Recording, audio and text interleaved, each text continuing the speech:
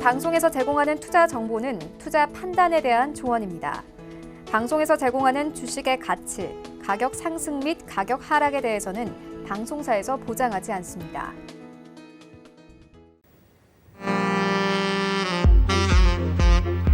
안녕하세요. 베스트 트레이딩맨 2부 진행의 김성입니다. 오늘 양시장 함께 양봉 그려내면서 마감했습니다. 코스피가 1940선을 회복했고 코스닥은 더 탄력적인 상승 보여주면서 680선 위로 올라서 졌는데요. 미중 간 협상에 빨간불이 들어오는 게 아닌가 우려했었지만 양국이 회담을 갖기로 하면서 시장이 안도했습니다. 코스피 시장에서는 오늘 외국인이 450억 원가량 매수했죠. 소폭이기는 하지만 그래도 매수 전환해준 것이 반가운데요. 이 매수세 쭉 유지해주기를 바라보면서 오늘 베스트 트레이딩맨 2부 출발을 해보도록 하겠습니다. 참고로 저희 방송에서 제공하는 정보는 투자 판단에 대한 조언일 뿐 해당 주식의 가치와 수익률 보장하지 않습니다. 그리고 베스트 트레이딩맨은 자본시장통합법 준수하고 있습니다. 1:1 투자 상담과 유사 수신행위, 무인가 영업행위 등 모든 불법사항들 엄격하게 금지하고 있다는 점 알려드리도록 하겠습니다.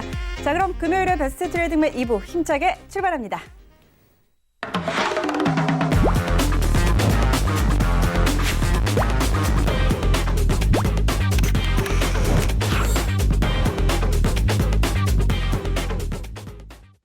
네, 오늘 이 시간 함께할 이지환 전문가 모셨습니다. 안녕하세요. 안녕하세요. 네, 반갑습니다. 자, 이제 1부에 이어서 2부에서도 1시간 동안 함께 해주실 텐데요. 오늘은 이번 시간에는 또 1시간 동안 강의를 준비해 주셨다고 해요. 본격적으로 들어보기 전에 살짝 힌트 주실 수 있을까요?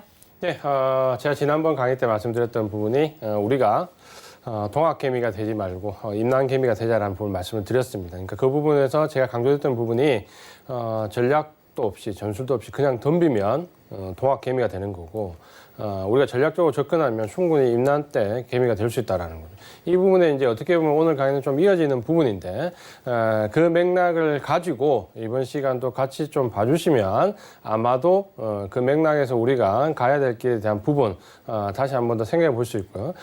금요일 강의는 제가 항상 말씀드리지만 다음날 장이 열리지 않습니다. 조금 편안한 마음을 가지시고 한 번쯤 이제 우리가 너무 치열하게 매매만 열중하지 마시고 한 번쯤 주식 투자는 우리 이런 부분은 되돌아볼 수 있는 시간 저도 같이 느끼고 한번 되돌아볼 수 있게 같이 이 시간을 만들어 가시면 또 주식 투자하는 가운데 우리가 또 한 번쯤 재미를 느끼실 수 있으실 것 같습니다. 네, 좋습니다. 일주일 동안 정말 고생 많으셨을 텐데요. 이 시간은 조금 편안하게 우리 이지환 전문가님의 강의 함께 해보도록 하겠습니다. 이 시간 이외에도 이지환 전문가님과 함께 하실 수 있는 방법 알려드리도록 하겠습니다. 카카오톡 오픈 채팅방 있는데요. 카카오톡 검색창에 서울경제 이지환이라고 검색을 하시면 오픈 채팅방 목록이 뜹니다. 거기 바로 클릭만 하시면 입장하실 수 있으니까요. 지금 바로 입장하셔서 자, 이 시간 이외에도 우리 이지환 전문가님과 함께 하시면서 많은 정보 공유해 보시기 바랍니다. 자, 그럼 오늘 준비해 주신 강의. 자, 우리가 주식을 투자를 위해서 하냐, 투기를 위해서 하냐, 혹은 도박으로 하냐, 이런 이야기들 준비를 해 주셨는데 바로 한번 들어보도록 하겠습니다. 네, 오늘 이제 주제는 보시는 것처럼 투자와 투기와 도박을 가지고 주식시장에 이제 말씀을 드리려는데 투자는 좋고 투기는 나쁘고 도박은 더 나쁘고 이런 뻔한 얘기를 하면 아마도 이 시간을 일주일 동안 기다리셨던 분은 굉장히 싫어하실 겁니다. 그러니까 그런 뻔한 얘기는 절대 아니라는 점을 먼저 말씀 좀 드리겠고요. 이 금요일날 강의는 기다리시는 분들이 이제 한 분, 두 분 늘어나면서 상당히 저도 기쁜 마음이고 저도 일주일 중 제일 기쁠 때가 바로 오늘 강의, 이 금요일날 강의하는 이 시간입니다. 이 강의는 어떻게 보면 전달해드리는, 전달받는 분들도 도움이 되지만 사실 이 준비를 하면서 전달해드리기 위해서 저도 한번 저를 더 되돌아볼 수 있기 때문에 저한테도 상당히 소중한 시간이 되거든요. 그래서 금요일 강의는 항상 제가 혼신의 힘을 다해서 제가 가진 20년 이상의 노하우를 꼭 제 진심을 가지고 전달을 해드리려고 합니다. 자, 오늘 말씀드릴 내용은 이제 보신 것처럼 지금 이제 전체적으로 이 부분이 투기냐 투자냐 아니면 도박이냐라는 부분을 이제 말씀 좀 드리려고 하는데요. 그 부분은 이제 말씀을 드리기 전에 먼저 이 부분을 좀 말씀을 드려야 될 것 같아요. 뭐냐면 일반적으로 우리가 알고 있는 투자나 투기나 도박은 사실 많은 분들이 알고 계신다 그렇죠. 인터넷이나 방송에서도 많이 알고 계시고 이 부분을 보시면은 뭐 제가 예를 들어서 이런 거죠. 오늘 말씀드릴 내용이 투자는 좋은 거고 투기는 좀 그렇고 도박은 안 돼. 이런 만약에 이제 뻔한 얘기를 하러 나왔다면 상당히 이제 이 시간이 아까운 거죠. 금요일 날 사실 지금 이 시간에 불금이지 않습니까? 굉장히 일주일 중 가장 즐거운 시간인데 가장 뻔한 얘기를 가지고 나와서 말씀드리면 얼마나 실망을 하십니까? 자, 그런 내용이 아니니까 우리가 지난주에 이어서 가지고 왔던 부분을 한 번 더 이 시간을 통해서 같이 또 보시면 좋을 것 같아요. 그래서 제가 일단 첫 번째 드리는 의문은 이겁니다. 우리가 하는 게 주식 투자를 하고 있는가? 혹은 주식 투기를 하고 있는가? 혹은 주식 도박을 하고 있는가? 과연 내가 하고 있는 게 뭔가라는 것부터 명확하게 좀 생각을 하시고 과연 이게 나쁜 건가? 주식 도박이 나쁜 건가? 라는 부분을 좀 중점적으로 한번 살펴보도록 하겠습니다. 그래서 지금 전체적으로 좀 네. 보시면은 자, 지금 오늘은요, 우리가 주식을 하는 게 투자인가, 투기인가, 혹은 도박인가, 이런 부분에 대해서 좀 준비를 해주셨는데, 흔히 생각하기로는, 투기가 아닌 투자를 해야지라고 이야기를 많이 합니다. 그리고 도박은 또 절대 안 되는 나쁜 것이라고 또 생각을 하는데, 이렇게 오늘은 또 이런 뻔한 이야기들 말고, 조금은 색다른, 조금은 다른 시각으로도 준비를 해주셨다고 하니까, 이런 부분은 어떤 내용일지 좀 기대가 됩니다. 자, 투자와 투기를, 글쎄요, 제가 생각할 때도, 많은 분들이 그런 이야기들을 하시죠. 주식을 투기로 하지 말고 투자로 하세요라는 이야기를 많이 하는데 과연 투자와 투기가 우리가 생각했던 그런 부분들 말고 조금 어떻게 다른 방향으로 풀어나갈 수 있는지 오늘 이 시간 이지환 전문가와 함께 하시면서 계속해서 들어보도록 하겠습니다. 네, 먼저 이제 우리가 사전적인 의미부터 하나씩 좀 살펴볼게요. 먼저 투자는 사전에 보면 이렇게 되어 있습니다. 뭐냐면 이익을 얻을 목적으로 자금을 대거나 정성을 쏟아. 사실 이제 이 부분을 이제 우리가 이야기가 그렇게 쉽지는 않은데, 일단 정성을 쏟는다. 그러니까 사전적인 의미 이렇게 나와 있는데, 자금을 댄다는 부분 첫 번째는 뭐인가? 돈이겠죠. 내가 직접적으로 내가 가진 돈을 투자를 하거나, 혹은 정성인데, 이 정성은 제가 이제 곰곰이 생각해 보니까 두 가지인 것 같아요. 첫 번째는 시간을 들이거나 내가 노력을 하거나, 결국 돈이나 시간이나 노력을 들여서 이익을 얻을 목적으로 이런 부분을 투자를 한다니까 내가 가진 것을 집어넣는다라는 의미를 좀 가지고 있는 거죠. 우리가 이제 보통 보면 투자는 좀 좋은 거고 투기는 좀 좋지 않다. 도박은 아주 나쁘다라고 생각을 하는데 오늘은 일단 그런 편견을 전혀 머릿속에 생각하지 마시고 주식이라는 딱 그 하나만 놓고 집중을 해서 좀 보시기 바랍니다. 그러면 이제 투기는 이제 우리가 사전적 의미로 보면 어떻게 나와 있냐면 이렇게 나와 있습니다. 뭐라고 하냐면 기회를 틈타. 순간적인 기회를 틈타서 큰 이익을 보려고 하는 것. 뭔가 좀 부정적인 의미가 좀 들어가 있다 그렇죠. 부정적인 의미가 들어가 있는데 사실 이제 왜 이 부분이 부정적인 의미가 들어가 있냐. 라는 부분은 사실 우리나라에만 그렇거든요. 그러니까 외국은 예를 들어서 투자를 하는 인베스트먼트나 혹은 투기란다, 스페큘레이션이나 똑같은 의미로 받아들입니다. 그러니까 하나의 영역만 다르지 똑같은데 왜 우리는 투기를 이렇게 나쁘게 받아들일까라고 생각하면 제가 곰곰이 생각해 봤을 때는 어떤 의미냐면 이것 때문인 것 같아요. 부동산. 네. 바로 부동산 투기. 여기서 이제 가장 부정적인 어휘들이 많이 나온다 그렇죠. 뭔가 안 좋다라는 부분은 부동산 투자라고 우리가 얘기를 하지 않는다 그렇죠. 부동산 투기라고 얘기를 합니다. 그러니까 뭔가 부동산 투기 굉장히 부정적인 의미가 들어가는 거죠. 투기라는 것은 뭔가 좀 나쁘고 좋지 않고 불순한 의도로 정당하지 않은 방법으로 뭔가를 얻으려고 한다. 우리가 이제 이해를 이렇게 하는 거죠. 근데 사실 주식 투자에서는 투기를 절대 나쁘게 보지 않습니다. 사실 투기라는 자체를 나쁘게 보는 거는 거의 우리나라밖에 없다라고 좀 보시면 될 것 같고요. 그 부분은 아마도 이 부동산 때문에 우리가 그런 의미를 좀 많이 가지는 것 같고, 실제로 우리가 대부분 하는 주식 투자는 제가 봤을 때는 투자를 하시는 분들은 한 3% 미만이실 것 같고요. 97%는 투기가 아니면 도박. 여기에 97%가 있으실 것 같습니다. 투기냐 도박이냐는 이제 조금 이따 제가 말씀을 드릴 건데, 그렇게 놓고 보시면은 투기가 부동산 투기 때문에 우리나라에서 좀 많이 나쁜 의미를 좀 보이고 있는데 요거를 이제 우리가 오늘 한번 이제 천천히 한번 찾아볼게요. 이 보도 셰퍼라는 사람이 있습니다. 이 보도 셰퍼는 최근에 아마 책을 들어보신 분들 계실 거예요. 90년대 이후에 굉장히 어떻게 보면 경제학을 아주 재미있는 논리 혹은 상황 혹은 드라마 같은 요소로 극적인 요소를 만들어서 풀어내는 사람인데 그렇기 때문에 이 사람을 보통 우리가 잘 쓰지 않는 경제문학가라는 표현을 씁니다. 그러니까 어떤 경제적인 부분을 재미나게 상황으로 드라마나 연속으로 많이 풀어내기 때문에 이 사람은 우리가 이제 경제문학가라는 표현으로 쓰는데 이 사람이 뭐라고 했냐면 투자와 투기의 차이는 확정되고 고정된 수익을 기대할 수 있냐 없냐라고 이 사람은 정의를 했거든요. 그러니까 확정되고 고정된 수익이라는 거는 우리가 일반적으로 알고 있는 게 뭡니까? 은행의 이자, 적금을 탔을 때 붙는 이자, 이런 게 확정되고 고정된 수익이잖아요. 그러면 이런 확정되고 고정된 수익을 주식시장에서 기대할 수 있는가라고 놓고 보면 사실 좀 퀘스천이다 그렇죠. 우리가 주식 투자를 할 때 주식이 어느 정도 수익을 줄 거라는 부분이 확정돼 있나요? 고정된 부분으로 주나요? 그렇지는 않잖아요. 그러면 사실 어떻게 보면 우리가 사전적으로 보면 주식을 가지고 투자를 한다라는 말은 이렇게 정의를 놓고 보면 잘 안 맞다 그렇죠. 그러면 주식 투자를 하신다라는 분은 없냐? 있죠.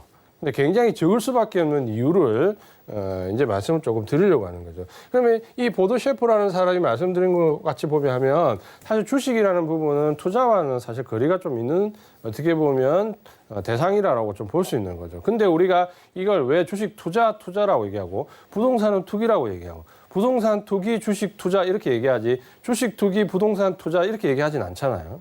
그렇죠? 그러니까 우리나라만 있는 어감이고 어이다라는 거죠. 그렇죠? 그 부분이 있는데 그러면 이제 과연 이제 우리가 이런 부분을 어떻게 이해를 할 거냐라는 부분 보면 부동산에도 주식에도 투자는 있는 거죠. 그러니까 어떤 식의 투자가 있냐면 산 곳에서 현금이 창출돼야 된다는 거예요. 투자는 사전적인 의미로 보면. 그게 뭐냐면 내가 어디에 돈을 투입했는데 그거를 팔아서 현금화 시키는 게 아니라 그걸 사면 그대로 확정되는 수익이 들어와야 된다는 거예요. 현금이 창출돼야 된다는 거죠.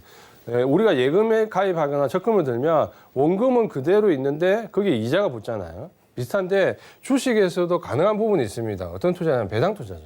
왜냐하면 배당은 내가 주식을 사서 팔지 않아도 거기에 현금이 창출되잖아요. 돈이 붙잖아요. 주식이 붙든 배당이 붙으면 어떤 현금화 시킬 수 있는 부분이 붙잖아요. 그렇게 보시면은 주식에서의 투자라고 하는 거는 어떻게 보면 배당 투자밖에 없다라는 거예요. 배당에 대한 부분만 우리가 기대할 수 있고 나머지 부분은 아니다라는 거죠. 그럼 투기는 뭐냐면 반드시 산 것을 팔아야 된다는 거죠. 내가 뭘 샀는데 그걸 팔아야지만 현금 창출이 된다라는 거죠. 부동산. 사면 바로 현금화 되지 않잖아요. 그걸 싸게 사가지고 내가 1억에 사서 2억에 팔면 투기가 되는 거죠. 그래서 내가 산 것을 팔아야만 현금화 창출될 수 있다라면 투기라고 본다는 거죠. 그러니까 투자와 투기 차이는 안 팔아도 투자한 것에서 현금이 나오면 투자고 내가 그 산 것을 팔아야지만 현금이 나오면 투기다라는 거죠. 결국에는 시세 차익인데 자 그런 의미에서 보시면은 투자는 좋은 것이고 투기는 나쁜 것이다라고 얘기를 할 수가 과연 있을까요? 예를 들어서 싸게 사서 비싸게 팔면 다 투기인데 그러면 우리 장사하시는 분들, 자영업자들 다 투기꾼이잖아요. 왜냐하면 이 장사라는 것 자체가 물건을 싸게 들여와서 원료를 싸게 들여와서 비싸게 파는 거잖아요. 그럼 그분들 전부 투기이기 때문에 나쁜가요? 투기라는 것을 이렇게 놓고 본다면 반드시 나쁘다, 하지 말아야 된다. 사실 이런 건 아니잖아요. 그렇죠? 맞습니까? 그래서 우리가 적어도 주식 투자를 하고 계시는 분이라면 투자와 투기를 명확하게 좀 구분을 해야 되고 우리가 하는 행위가 부동산 투기, 주식 투자와 같은 주식 투자가 아니라 대부분은 주식 투기입니다. 그래서 아마도 책을 많이 읽으신 분들은 보시면은 외국 원서를 번역한 책들을 보시면 전부 주식 투기라고 표현을 하지 주식 투자라는 표현을 잘 하지 않습니다. 그러니까 이 투기라는 것을 반드시 부동산 투자에 빗대서 나쁘게 할 필요는 없다라는 부분인데 그러면 이 투기가 결국에는 싸게 사서 비싸게 파는 전략. 제가 이 시간 처음 강의 때 말씀드렸던 부분이잖아요. 주식도 마찬가지라는 거예요. 주식도 내가 싸게 사서 비싸게 파는 전략이 가장 좋은 전략이고 그 전략이 가장 좋은 주식이고 또 싸게 살 수 있는 종목이 가장 좋은 종목이다라고 얘기했던 것을 기억하시는 분들도 계실 겁니다. 그렇죠? 그래서 그렇게 놓고 보면 결국에는 제가 왜 이렇게 복잡한 얘기를 하냐면 결국 우리가 하는 게 투기인데 그 투기가 그렇게 나쁘다라는 것은 아니다라는 거를 여기 계신 분들이 조금 알아주셨으면 하고 과연 내가 지금 본인들이 하고 있는 게 투자인지 투기인지 도박인지 정도는 구분을 하셔야 된다는 거예요. 왜 구분을 해야 되는가는 제가 계속해서 말씀을 드리겠습니다. 그래서 우리가 투기를 그냥 나쁘게 볼 거냐? 그렇지는 않다라는 거죠. 투기 자체를 나쁘게 보는 거예요. 그냥 투기도 그냥 돈을 버는 방법 중에 하나입니다. 싸게 사서 비싸게 판다라는 전략을 가지고 있는 하나의 그냥 돈을 버는 방법일 뿐이죠. 좋다 나쁘다라는 판단을 하시면은 안 된다라는 거예요. 왜냐하면 이 투기 자체가 경제 시스템을 지탱하는 가장 큰 힘입니다. 왜냐하면 자본주의가 그렇잖아요. 내가 남들보다 좀 싸게 뭔가를 만들 수 있는 노동력이 있거나 시간이 있거나 원료가 있으면 그걸 가지고 비싸게 파는 전략이 결국에는 우리가 생각하는 자본주의의 가장 기본적인 전략이잖아요. 싸게 사서 비싸게 판다. 그러면 이 싸게 파서 비싸게 파는 모든 행위를 다 나쁘다고 할 것이냐. 그렇지는 않다라는 거죠. 그렇잖아요.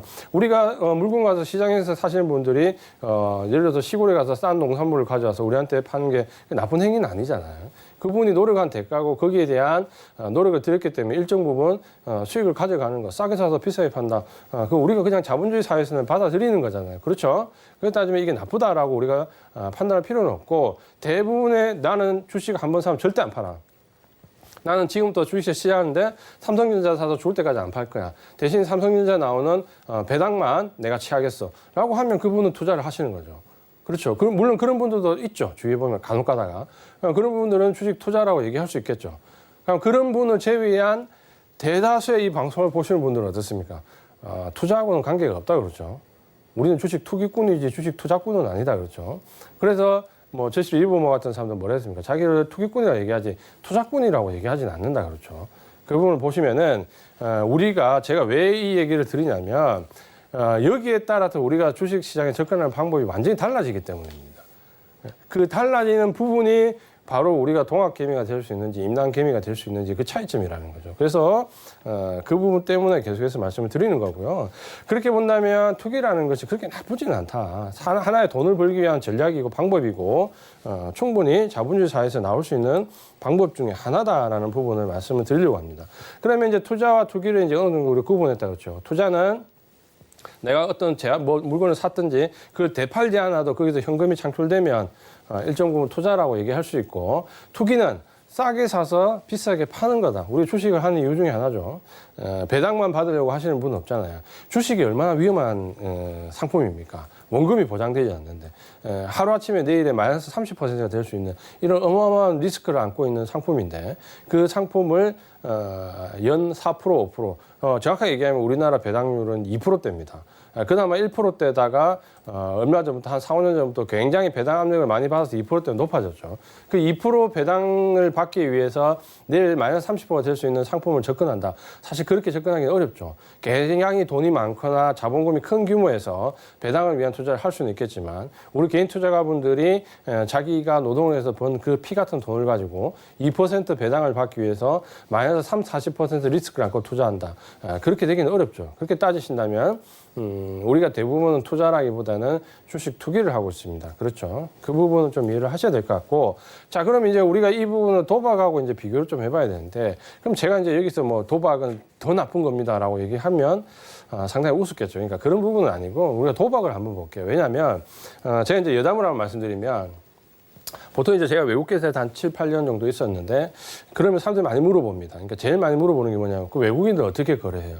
외국인들 어떻게 매매하는 거 배워요? 외국인들은 어떤 시스템 써요? 외국인들은 어떤 트레이닝 과정을 거쳐요? 이거 많이 물어보시거든요. 거의 비슷합니다. 거의 비슷한데 한 가지 차이, 제가 봤을 때 국내 증권회사와 가장 큰 차이점이 있다라면 그건 뭐냐면 어떤 심리적인 부분, 멘탈적인 부분을 의외로 외국인들이 좀 강조를 하고 처음에 들어가서 심리를 다스리는 부분과 관련된 책을 많이 권유를 합니다.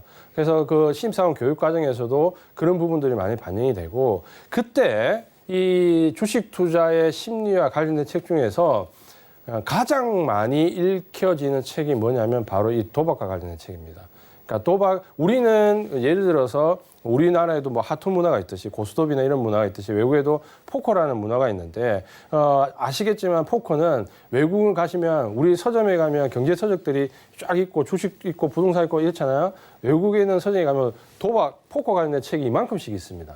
어떻게 하면 포커를 잘할 수 있냐. 전략적인 방법, 접근 방법, 심리 방법, 베팅하는 방법. 어떻게 베팅했을 때 상대방 심리가 어떤 상태이고 그 심리 따라서 내가 어떻게 해야 되는가라는 심리와 관련된 책이 가장 잘 정리되어 있는 게 바로 이 도박과 관련된 책입니다. 그래서 저도 신입사원 때 제일 많이 읽었던 게 포커에서의 심리와 관련된 책을 제일 많이 읽었습니다. 그 정도로 이 도박에서의 심리가 굉장히 중요한데 그렇다면 우리가 생각하는 이 도박은 운으로 작용하는 부분하고는 조금 다르다 그렇죠. 외국 애들이 접근하는 방법은. 그래서 일단 우리식으로 해석을 해볼게요. 도박을 제일 처음에 뭐라고 생각하냐면 우리 사전에 찾아보면 이렇게 나와 있습니다. 돈이나 값 나가는 물건을 걸고 내기를 하는 일. 그러니까 뭔가 걸어야 된다 그렇죠. 도박은. 돈을 걸든 갑을 뭐 값나라는 어떤 물건을 걸든 보통 이제 우리가 도박하면 기억 많이 나는 게 뭐 집문서, 땅 문서 주로 이런 거 아닙니까? 어릴 때 드라마를 보면. 그러니까 뭔가 값나는 걸 걸어야 되고 그 걸어서 뭡니까? 내기를 해야 된다는 거죠. 내기를 해야 되는데 자 그럼 도박에서 가장 이제 우리가 많이 관심을 가진 게 뭐예요? 결국 운이냐 실력이냐 이런 거 아닙니까? 운이냐 실력이냐는 부분인데 사실 뭐 여기에 대한 답은 없는 거잖아요. 도박은 일단 뭐 우리가 고스톱 같은 거를 보통 하토를 칠 때 아무리 실력 있는 사람도 운 좋은 초보자를 이기기 힘들다 뭐 이런 얘기도 하잖아요. 그러면 과연 이제 운이 더 중요하다라는 부분과 함께 근데 우리가 또 직장 다니실 때 보시면은 가끔씩 회식 때나 이럴 게 뭐 이렇게 핫도를 치거나 이렇게 하면 어때요? 꼭 다른 사람이 딴다는 거예요. 그럼 실력도 굉장히 중요하다는 부분이 사실 좀 또 있지 않습니까? 그래서 이게 운이냐 실력이냐를 놓고 봤을 때 사실 어느 게 맞다라는 부분은 우리가 쉽게 결론 내리기는 좀 어렵다 그렇죠. 그렇지만 뭔가 운도 중요한 것 같고 또 전적으로 운만 있는 건 아니고 또 실력도 중요한 것 같고 이런 부분들이 상당히 교차한다 그렇죠. 그래서 도박은 뭔가 돈을 걸고 내기를 하는데 그게 실제로 운이냐 실력이냐라는 부분은 잘 모르겠다 이렇게 좀 보셔야 되고 그래서 이제 우리가 흔히 이제 보통 보면 보통 학자들마다 얘기하는 포인트가 좀 다릅니다. 그러니까 뭐냐면 투기와 도박을 어떻게 구분할 것인가 투기는 어떻고 도박은 어떻다라는 부분을 구분할 때 사실 여러 가지 의견인데 대부분은 보면 이 두 가지 정도로 기결이 됩니다. 그러니까 두 가지 정도를 보면 이게 도박인지 투기인지 어느 정도 이제 답이 나온다는 거예요. 뭐냐면 확률의 차이입니다. 확률 차이. 뭐냐면 예를 들어서 우리가 주식 투자를 했을 때 확률이 뭐 50%가 넘는다, 60%다, 70%다. 이런 확률이 내가 이기는 확률이 어느 정도 나온다라는 부분과 할까요? 도박 같은 경우는 이길 확률이 뭐 예를 들면 10%다, 20%다. 주사위를 예를 들어서 12개 뭐 던져서 뭐 2가 나올 확률, 2보다 작은 확률, 뭐 3보다 작은 확률 이렇게 했을 때 확률이 10%밖에 안 된다. 이렇게 했을 때 적어도 50% 정도의 확률에 근접하느냐 안 하느냐라는 부분과 함께 너무 택도 아닌 확률, 이길 확률이 굉장히 떨어지면 확률이 굉장히 낮으면 도박이고 확률이 좀 그래도 어느 정도 절반 가까이 올라오면 이상이 되면 투기다. 이렇게 이제 구분하는 부분이 대부분입니다. 굉장히 많습니다. 그러니까 저 확률이 뭐 정확하게 몇 퍼센트가 돼야 투기가 되고 몇 퍼센트가 돼야 도박이 된다 이런 얘기 하기 어렵지만 어쨌든 확률이 너무 택도 아니게 낮으면 도박이다라고 하고요. 그 외에 이제 확률이 어느 정도 되면 투기라고 얘기합니다. 뭐 예를 들면 로또 같은 거잖아요. 사실 뭐 로또는 국가에서 하는 도박인데 예를 들어서 뭐 걸릴 확률이 얼마나 낮습니까? 그러니까 그런 경우는 그걸 이제 투기라거나 투자라고 하지는 않겠죠. 그래서 그런 확률의 차이를 놓고 우리가 투자와 도박을 구분하는 경우가 상당히 많이 있습니다. 그러니까 그게 가장 일반적인 부분이고 두 번째는 결과입니다. 결과가 어느 정도 예측이 가능하냐 전혀 알 수가 없느냐 이런 부분인 거죠. 예를 들어서 내가 어떤 곳에 투자를 했을 때 거기서 대충 내가 어느 정도 결과가 요거 아니면 요런 정도의 어느 정도의 그림이 그려지냐 안 그려지냐 이 차이가 있는 거죠. 그래서 내가 결과가 어느 정도 그림이 좋든 싫든 좀 그려지는 쪽이면 투기나 투자가 되는 거고 전혀 결과를 예측할 수 없는. 예를 들어서 동전을 던져서 앞면이 나오거나 뒷면이 나오는 경우의 수를 예를 들어서 그래도 앞면이 좀 나올 경우가 더 많아. 혹은 뒷면이 좀 나올 경우가 많아. 결과는 예측했는데 결과 예측이 안 되잖아요. 어느 쪽이 나올지 모르잖아요. 거의 절반이잖아요. 그렇게 결과가 아예 예측이 안 되면 불확실성을 가지면 도박이다. 이렇게 얘기하시는 경우가 대부분입니다. 그래서 보통 이제 투기와 도박을 얘기할 때 확률이 얼마가 되느냐. 혹은 결과가 어느 정도 예측이 가능하냐 결과를 모르느냐라고 완전 깜깜이냐를 놓고 도박이냐 투기냐를 구분하는 경우가 상당히 많이 있습니다. 뭐 일리가 있는 얘기죠. 그렇죠. 근데 사실 이제 제가 드리고 싶은 얘기는 이제 지금까지 이런 얘기가 아니죠. 이런 게 큰 게 의미가 있냐라는 부분이죠. 의미가 있냐는 거죠. 어디서 우리가 하는 주식 투자에서 의미가 있냐라는 부분이죠. 도박은 사실 아시겠지만 우리가 알고 있는 중독에는 여러 가지가 있습니다. 마약 중독도 있고 도박 중독도 있고 약물에 대한 중독도 있고 이 어딕션 중독은 굉장히 많은 중독이 있는데 가장 중독성이 치열한 게 뭐라고 보십니까? 도박입니다. 이 얘기는 제가 한 게 아니고 이제 유명한 학자분이 하신 얘기인데 가장 모든 이 중독 중에서 가장 위험한 거는 도박이다라는 거예요. 이 도박에 빠지면 그 희열을 벗어날 수가 없다라고 얘기하는 거예요. 근데 실제로 그렇잖아요. 우리가 이게 뭐 카드 게임이었는데 포카드를 잡았다.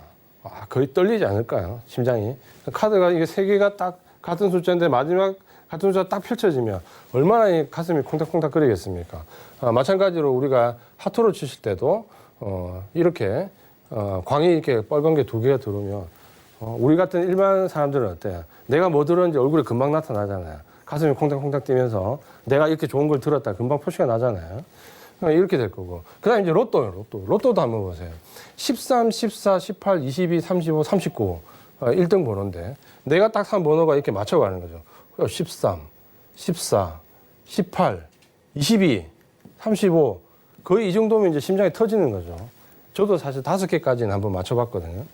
근데 이제 이 정도 되면 거의 심장이 터지는 거잖아요. 맞습니까? 아닙니까? 그렇죠? 이게 뭡니까? 이게 도박의 희열이거든요. 주식도 마찬가지입니다. 그러니까 제가 맨날 얘기하잖아요.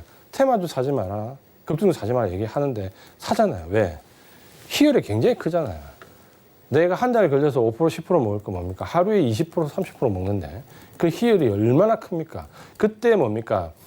희열을 딱 맛보는 순간, 이 카드를 잡는 순간, 이 로또를 잡는 순간 그 희열이 뭡니까? 뇌에서 아드레날린이 분비가 되면서 뭡니까?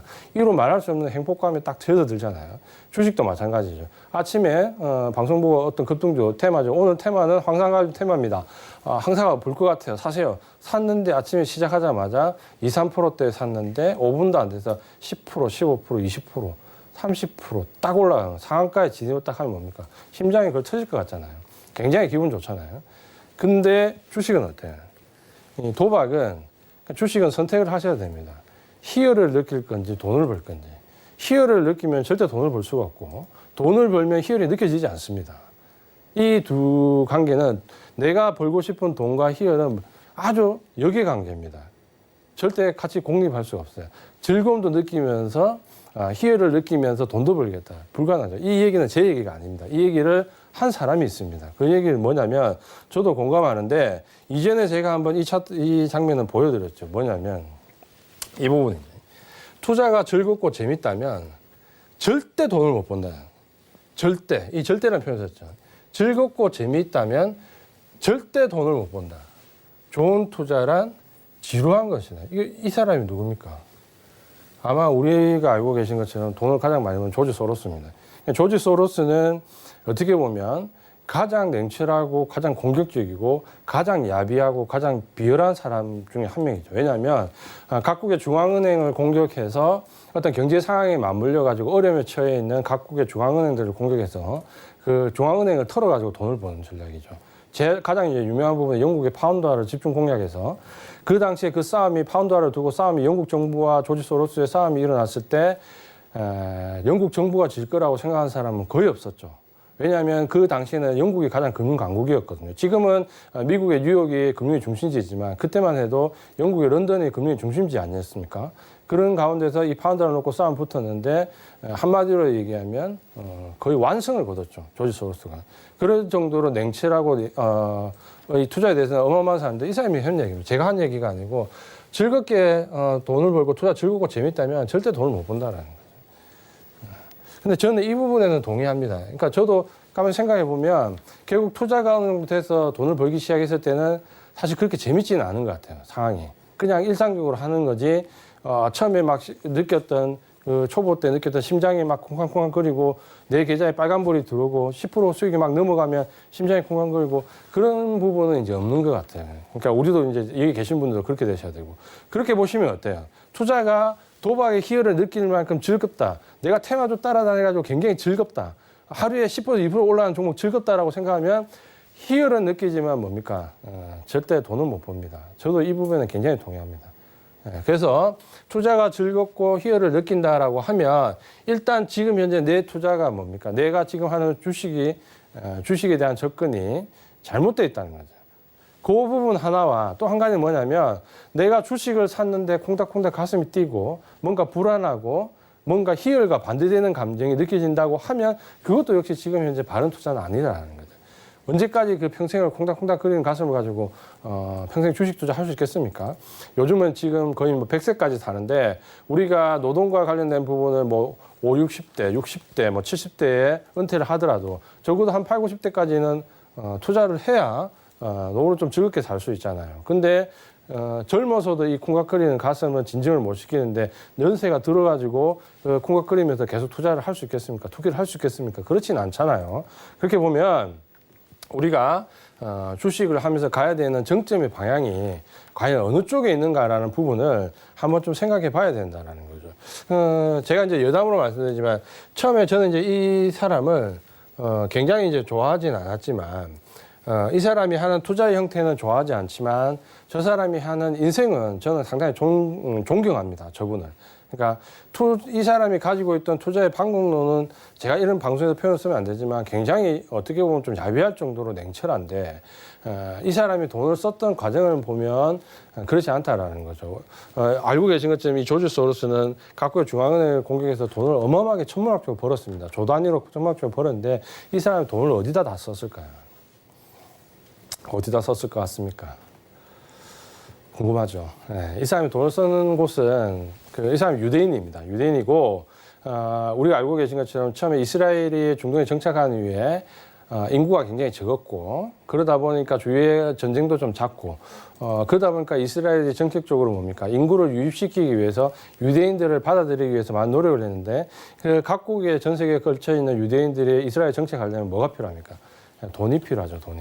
결국에는 각국의 유대인들이 특히 우리가 예전에 소련이 무너질 때 동구권이 무너졌잖아요. 냉전이 끝날 때 동구권에 있던 많은 유대인들이 이스라엘에 정착을 했거든요. 그때 그 비용을 다 댄 사람이 바로 이 조지 소로스입니다. 그러니까 자기 민족을 위해서 어떻게 보면 우리가 말하잖아요. 개같이 벌어서 정승같이 쓴다라는 표현을 하는데 정말 이 사람은 개같이 벌어서 죄송합니다. 방송의 표현을 좀 안 써야 되는데 정말 힘들게 벌어서 정승같이 쓴 사람이다라고 좀 표현을 해도 될 것 같고요. 그래서 그 당시에 유대인들이 자기 민족들이 이스라엘에 정착하는 비용을 이 사람이 개인인데 불구하고 굉장히 천문학적인 돈을 많이 댔습니다. 그래서 동구권에 그 당시에 무너졌을 때 유대인들이 이스라엘에 정착하는데 가장 큰 기여를 했던 사람이거든요. 그래서 그런 인생을 봤을 때는 투자의 방법이 굉장히 비열하지만 그래도 나름 존중할 만한 삶을 살았다라고 저는 좀 말씀을 드리고 싶은 사람입니다. 요거는 이제 여담이고요. 그래서 우리가 이제 이 말씀을 드리는 경우는 뭡니까? 어떤 희열이라는 부분을 제가 말씀을 드리는 거죠. 뭐냐면 제가 말씀드릴 때 이 즐거움이라는 부분은 결국에는 뭐냐면 이 즐거움이라는 부분은 똑같은 표현이 뭐냐면 결국에는 이 기쁘다라는 즐거움과 함께 굉장히 시장에 대한 무섭다라는 두려움 이 두 가지를 다 공존해가지고 가지고 가면 투자를 오래 하기 힘듭니다. 그러니까 주식을 오래 하기 힘듭니다.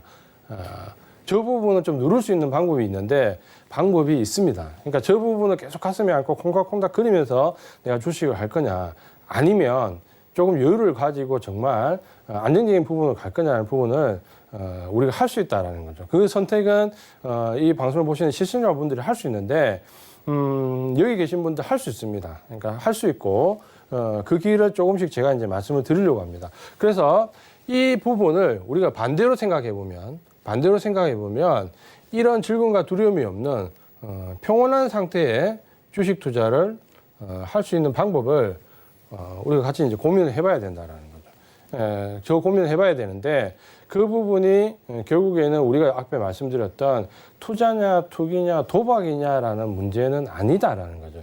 내가 도박을 하면 뭔가 콩닥거리고 투자를 하면 괜찮을 것 같고 그렇지 않다는 거죠.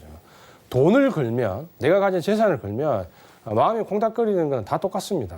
그런 부분들을 좀 보셔야 되고 그러면 우리가 이 부분을 나눌 때 어떤 부분으로 생각을 할 거냐라는 부분을 좀 보시면은 제가 볼 때는 이런 거죠. 뭐냐면 결국 투기냐 도박이냐 아까 확률이냐 결과 예측성이냐라고 보지 말고 전략적으로 접근이 가능하냐 안 하냐 이 부분만 우리가 보자라는 거죠.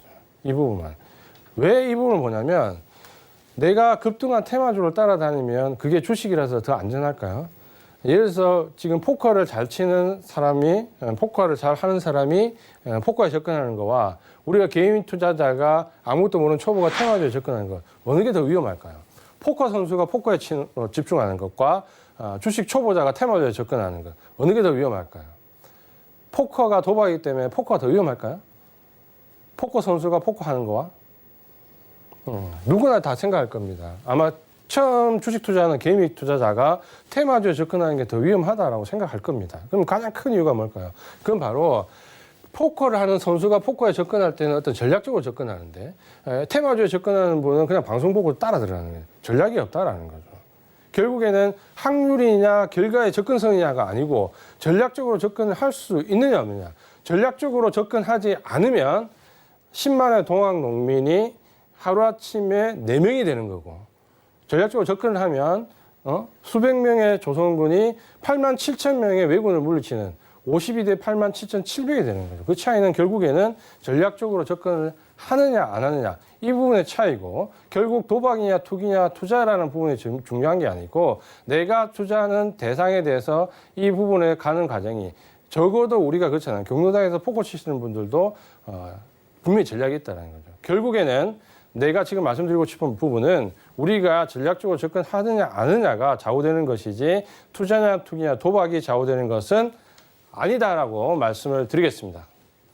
네, 좋습니다. 이주환 전문가의 강의 좀 함께하고 있는데요. 저희는 잠시 오늘 뉴욕 증시 개장 상황 전해드리도록 하겠습니다.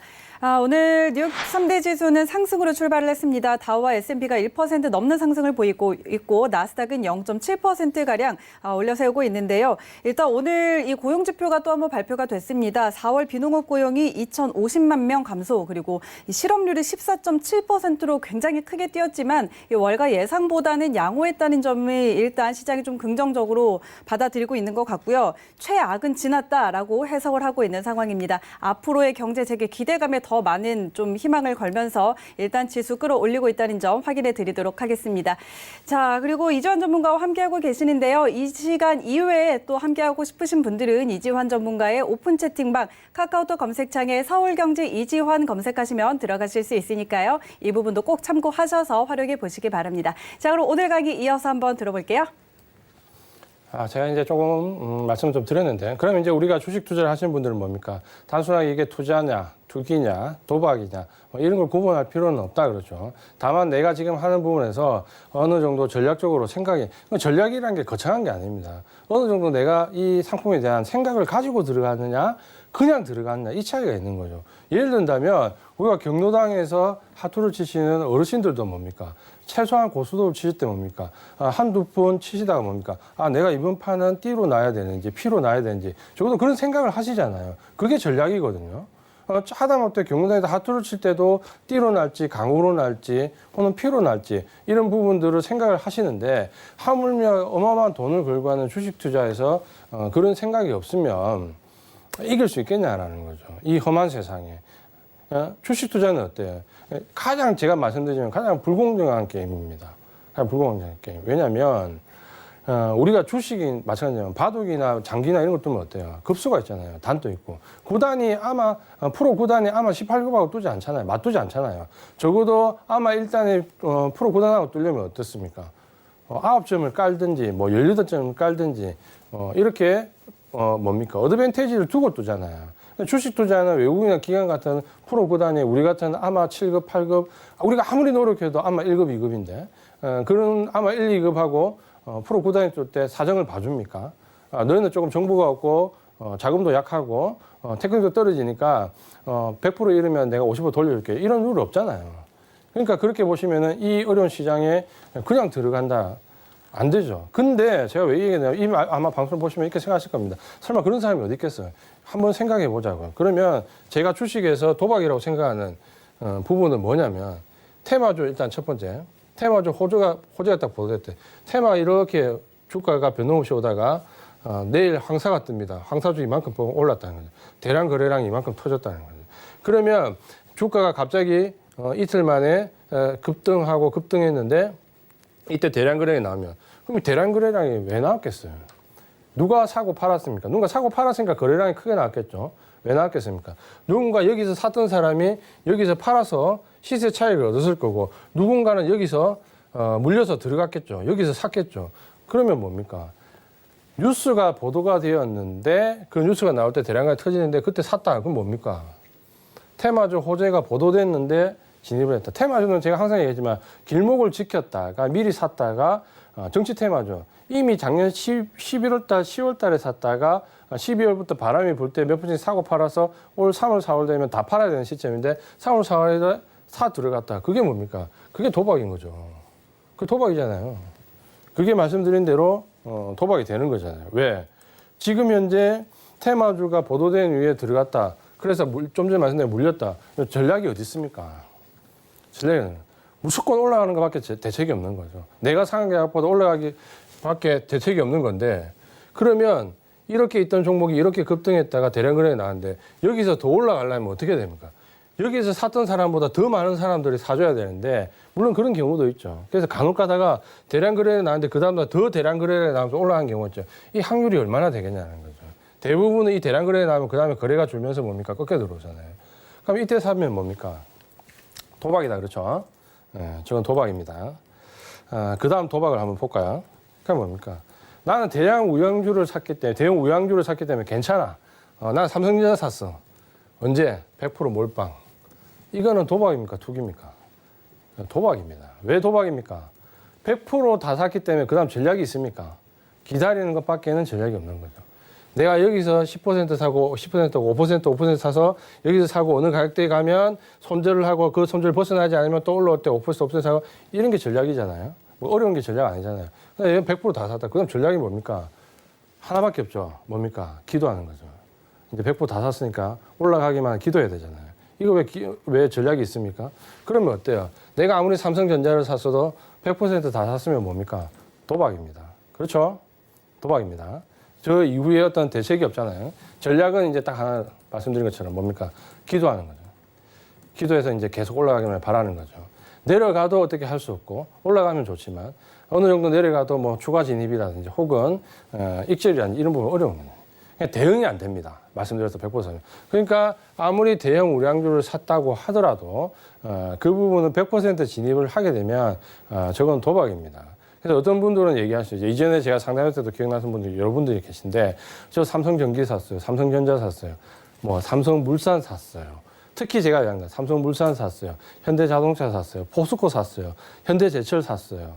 현대중공업 지금 이름 바뀌었죠. 샀어요. 다 대형 우량주입니다. 좋은 종목입니다. 업종 대표주입니다. 100% 샀어요. 근데 그 종목 섹터 자체가 다 내려앉습니다. 조선주가 우리나라가 가만히 있습니까? 현재로서는 굉장히 어렵잖아요. 물론 앞으로 좋아질 수 있겠지만 지금 중국과의 경쟁에서 굉장히 어렵죠. 화학주, 중국과 가격 분쟁이 일어나면서 2, 3자 지금 굉장히 밀려 있습니다. 철강주, 중국에 지금 재고가 얼마 치는지 아십니까?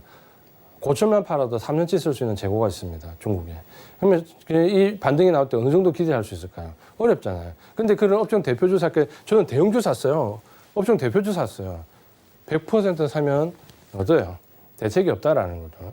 그러니까 테마주가 아니더라도 대형주를 100% 샀다, 100% 샀다, 도박입니다. 다른 전략이 없습니다. 그렇게 이해를 좀 하셔야 될 것 같고요. 그 다음 또 도박 하나 볼까요? 최고 많은 도박이 이겁니다. 뭐냐면 단기로 진입한 후에 물려서 안 파는 겁니다.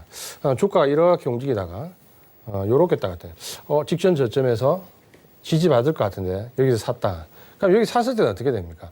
여기가 직전 저점이 지지가 될 거라 보고 여기서 샀는데 그러면 이제 이렇게 되면 그림이 뭐 이중바닥이든 삼중바닥이든 좋은 형태로 나오는 거죠. 근데 샀는데 이렇게 머뭇머뭇거리다가 급락했다. 특히 지지선을 이탈하게 된 경우는 급락을 한다. 반등의 기회가 별로 없다라는 거죠. 그럼 이탈했을 때 여기 정도에서 손절 라인을 그려놓고 손절을 시켜야 되는데 손절을 안 시킨다라는 거죠. 그러면 물려서 뭡니까? 내려가는. 그러면 어떻게 되냐? 그때부터 이제 우리는 장기 마인드로 딱 들어가잖아요. 평소에 장기 투자는 절대 안 되는데 물리면 장기 투자 되잖아요. 우리는 물리면 본전 올 때까지 3년도 5년도 견디잖아요. 단기로 들어가가지고 이제 이 종목이 몇 년에 걸쳐서 하락을 했다가 본전 올 때까지 기다렸다가 본전 오면 어때요? 본전 올 때 그 희열 엄청난 희열 느끼잖아요. 3년 5년 기다렸다 본전 오는 하지 말라는 거 다 하는 거죠. 단기로 진입해서 장기로 진입하고 희열을 느끼면 안 된다는데 이제 희열을 느끼는 거죠. 본전할 때. 그래서 뭡니까? 단기로 진입한 이후에 장기로 보유하면 저건 뭡니까? 저도 도박입니다. 그렇죠? 도박입니다. 왜? 내가 샀을 때는 분명히 여기가 지지가 될 거라고 보고 샀고 그러면 지지가 되지 않으면 뭡니까? 샀던 이유가 있고 샀던 이유가 소멸되면 무조건 손절입니다. 내가 샀던 이유가 있는데 그 샀던 이유가 소멸되면 무조건 손절입니다. 그렇죠? 근데 그 샀던 이유를 비켜간다는 건 뭡니까? 이미 도박을 한다니 도박을 시작했다는 거죠. 이것도 도박입니다. 결국은 뭡니까? 우리가 주식을 했을 때 투기까지는 어느 정도 당연히 합리성이 있고 또 우리가 하는 부분은 투기 때문에 괜찮은데 도박을 하기 시작하면 어때요? 거기서부터 이제 어려워지는 거죠. 대책이 없는 거고. 맞습니까? 그래서 또 한 가지 마지막으로 보시면 이겁니다. 사돈의 8촌의 권유로 샀던, 법정인행이면 전문가를 통해서 샀던, 누군가를 통해서, 누군가의 의견을 통해서 샀으면 그 사람이 팔라고 하는 시점에 팔아야 되는데 사돈의 8촌의 권유로 샀기 때문에 어때요? 깜깜이 매매. 언제 팔아야 될지. 그냥 사돈의 8촌이 좋으니까 샀는데 그 사람이 팔라 할 때까지 그냥 있어라고 하면 그 다음에 대책이 없는 거잖아요. 그러면 어떻게 됩니까? 그것도 전략적 접근이 안 되죠. 그러면 뭡니까? 도박입니다. 맞습니까? 예, 이것도 도박입니다. 그래서 주식 투기는 뭡니까? 반드시 전략적으로 접근을 해야 되는데 이 전략적인 접근이 거창한 게 아닙니다. 내가 샀던 이유가 있으면 그 샀던 이유를 지키면 되고 그 샀던 이유가 진입은 되는 거죠. 사는 이유가 있고 청산은 목표가가 분명히 다 있는 거고 그 샀던 이유에 합당한 목표가 청산을 해야 되고 내가 샀던 정확한 이유가 소멸이 되면 뭡니까? 손절해야 되는 거죠. 가치 투자도 마찬가지입니다. 삼성 SDI 2차 전지가 굉장히 좋아서 샀는데 어느 날 삼성전지 SDI가 2차 전지 안 한다고 하면 예를 들어서 어떻게 팔아야 되는 거죠. 진입했던 이유에 진입 이유가 소멸되면 무조건 팔아야 되는 게 정확한 손절입니다. 그래서 진입과 청산과 손절이 명확하면 뭡니까? 투기적인 접근이 가능하고 주식 투기를 잘 하고 있는 거고요. 아까 좀 전에 보신 것처럼 명확하지 않은 이유는 뭡니까? 전부 도박입니다. 도박은 희열을 느낄 수는 있지만 절대 돈을 못 번다. 조지 소로스가 얘기했다 그랬죠. 제 얘기가 아닙니다. 제가 했다고 말씀하지 마시고 주식을 그렇게 하면 결국에는 뭐다? 재미는 느낄 수 있고 희열을 느끼고 심장은 쿵쾅거리고 짜릿함을 느낄 수 있겠지만 내 계좌가 절대 플러스가 되진 않는다라는 부분을 명확하게 아셔야 됩니다. 그래서 제가 이제 말씀드리는 부분은 이런 거죠. 그래서 저는 만약에 제 경우를 물어보면 명확합니다. 뭐냐면 저는 시스템상으로 매집이 확인된 종목만 삽니다.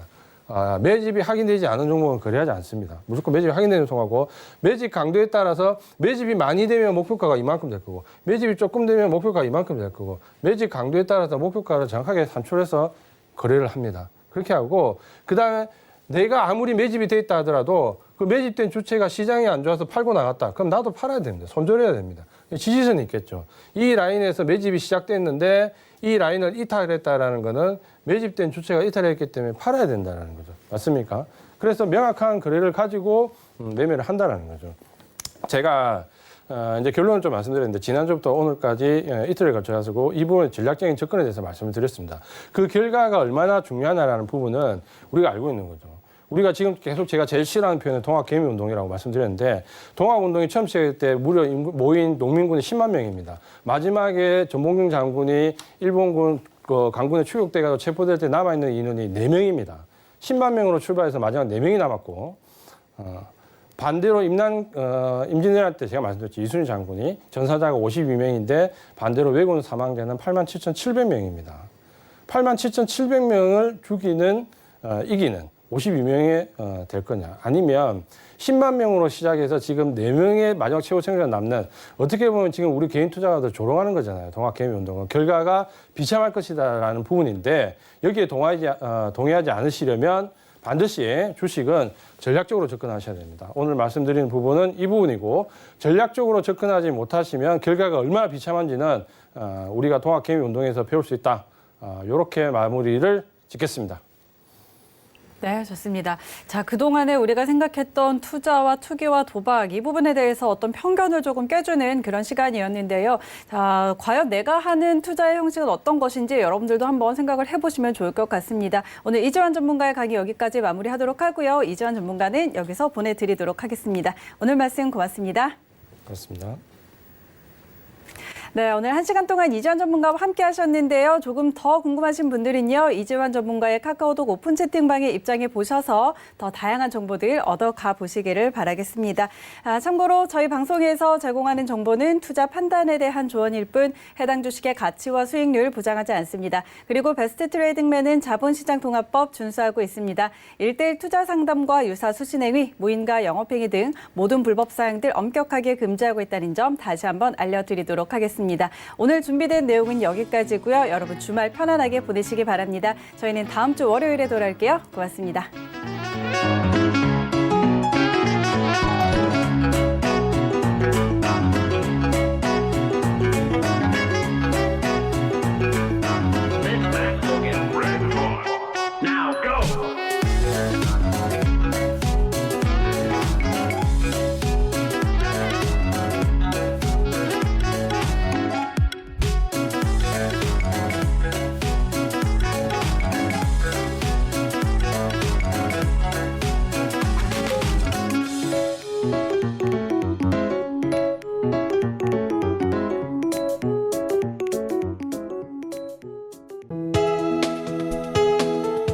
방송에서 제공하는 투자 정보는 투자 판단에 대한 조언입니다.